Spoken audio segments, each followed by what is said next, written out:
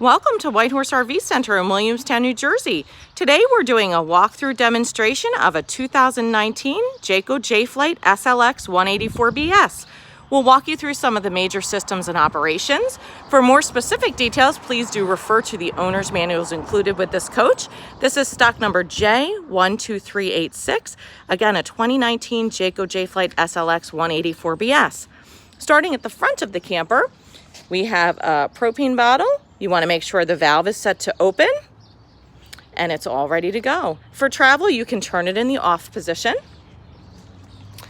Coming down the side of the camper, this is your fresh water fill. This would be for your onboard water tank. So if you want to fill up in dry camp, you would unscrew this cap here, hook up a water safe drinking hose, and fill that tank. There is also a low point drain at the bottom here. You'll see a pipcock valve you could open to drain some of the fresh water off of the tank. At the back of this camper is your electrical cord. This is a self-storing cord, so you're going to push it in to retract it. The plug will recess into this compartment and this can close off to finish it for travel. You also have access to your dump valves. So here you have gray water, which is soapy water down your sink and shower. Black valve, black tank is just toilet waste.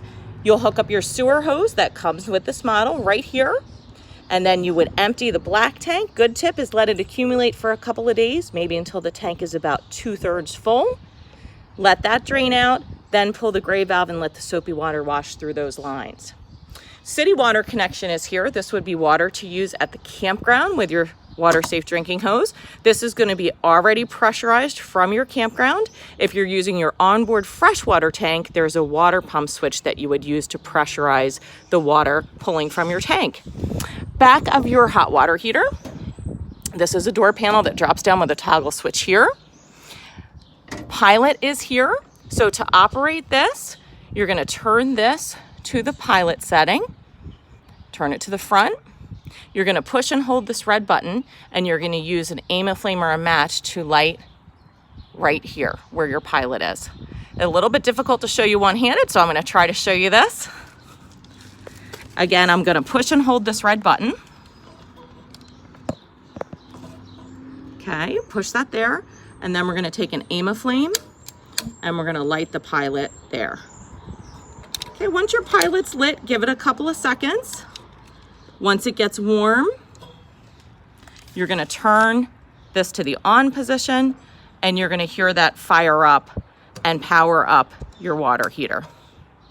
Okay, for the off position, rotate it all the way to off. You want this to face forward. Again, with this red button, turn the pilot forward. You're going to see that it clears, so that red button can be held down. Use your aim a flame or match to light here. And then when you turn it to on, after a couple of seconds, you'll hear it fire up and start to power the water heater. The temperature control setting is here, hot to warm. Be careful because this water temperature can get very hot. Also of note, you have a nylon plug here. For winterizing, you would undo this plug, let the water drain down. Do make sure you're only reinstalling a nylon plug there. There are specific instructions on the water heater door itself, as well as in the owner's packet. And another tip would just be to make sure that this area is kept clean of any debris, cobwebs, etc. That can wreak havoc with your system. So you can drop down this panel and check it.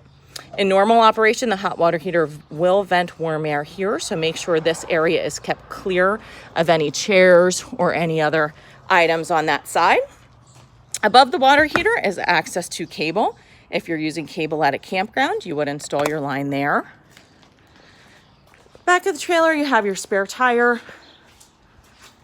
Coming around to the door side, of course, you have stabilizer jacks. There's a crank handle you would attach here to raise and lower the jacks. You could also get an adapter fitted to a power drill if you have one.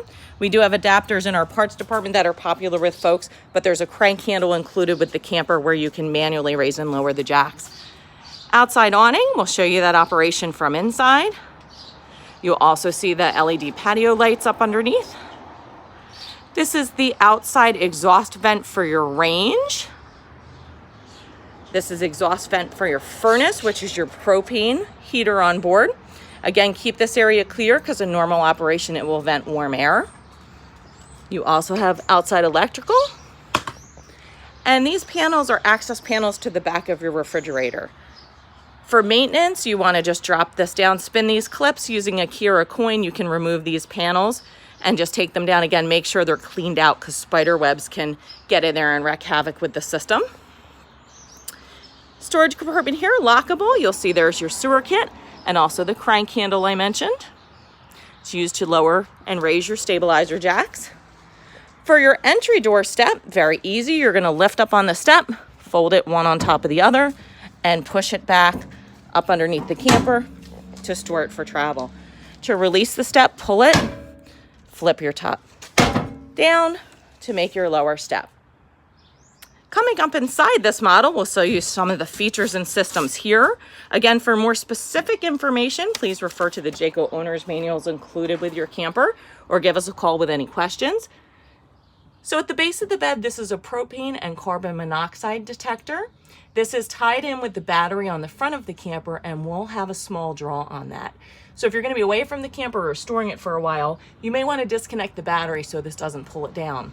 If you had a low battery, this would chirp, it sounds, it's pretty loud and designed to get your attention. Likewise, if you had a carbon monoxide or propane leak, this would sound almost like a smoke alarm, very shrill.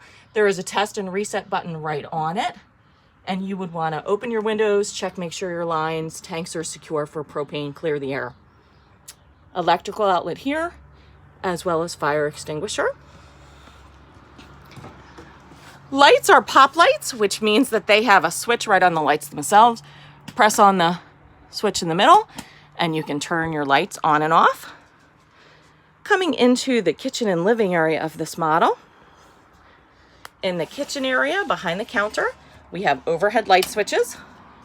These will operate the lights as long as you do have those pop switches turned to the on position.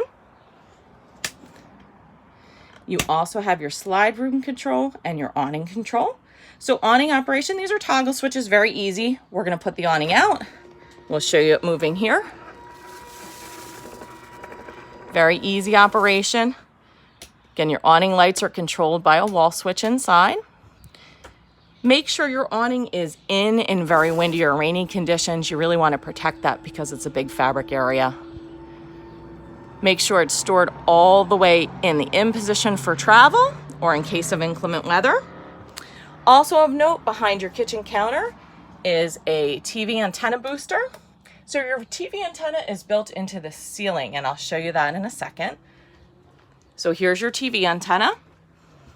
TV antenna does not raise or lower, but it does rotate to improve reception.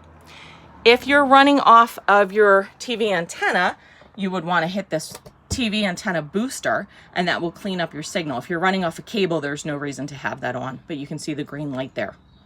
So if you install a TV and you're running off of TV antenna, this is a good place to boost that digital signal coming in. Slide room switch, also a toggle switch. Slides are designed to be operated fully in or fully out. That's where they're level and sealed tight. So make sure you're cycling the slide all the way in or out. When you get all the way in or out at the end of your cycle, you will hear a clicking, which is the clutch operation. That's normal, and it's going to tell you you've reached the end of your cycle.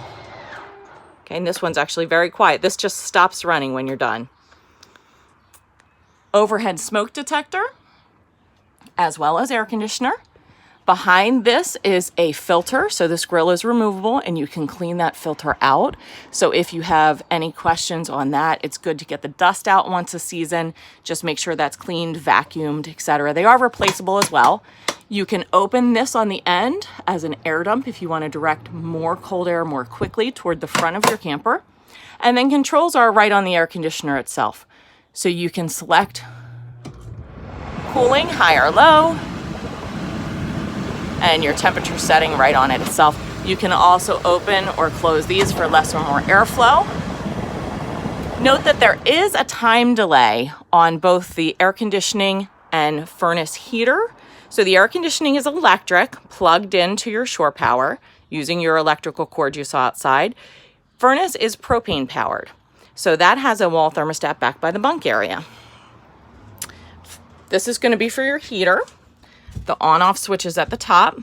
It is firm intentionally to prevent anybody from fooling with it. So you're going to turn that to the on position, and then you would select your temperature. If you hear that kick on, again, there is a time delay when it comes on or off. That's normal operation. And then to turn it off, just click it back into the off position. We'll let that shut down. Behind your kitchen sink is your systems monitor panel. This is going to show your battery level as well as your tank levels. And this is your water pump switch to pull fresh water from your tank if you're running just off the tank, not hooked up at city water. Your main GFI is also located in the kitchen area. If you had any kind of electrical issue, you want to come here and reset. You can also test this outlet here. You also have access to your converter breaker box. So that's located up under the bunk area. This is your main fuse panel and breaker box. We're going to drop that panel down and show you access there. There is a fan and a vent built into the converter door. In normal operation, that may vent, and that is just keeping that converter cool while running. Opposite this area, under your stove top, that's your furnace heater, which is blowing air right now on the time delay because we just shut that furnace down. Stovetop, this is propane powered, easy operation. I'm going to grab an AIM-A-Flamer lighter here, and you're going to set it to light, and then use your AIM-A-Flame to light that burner. You can control high or low, and then turn it back off. On your range hood, there is a light switch as well as a fan switch. Microwave works just like your microwave at home. And then coming into the bath area, of note, you have a foot pedal toilet. So you can push all the way down to rinse and empty the bowl, or you can just push partially if you want to get more water into that bowl area. That does help to pull some water through. Overhead, you also have a vent. Use the knob to raise or lower the vent. Again, pop switch on your lights here. We hope you've enjoyed this walkthrough of some of the features and operations of this 2019 Jayco Jay Flight SLX 184BS. For more specific information, please do refer to your owner's packet. Of note here, behind your master bed is your emergency exit window. You would wiggle the handle out. You can push it out and actually leave it for some nice airflow. In event of emergency, you would remove the screen and push the window all the way out, and then just lift that up, swivel it, and lock it back into position for travel. Thank you for watching. We wish you much happy RVing ahead. Have a great day.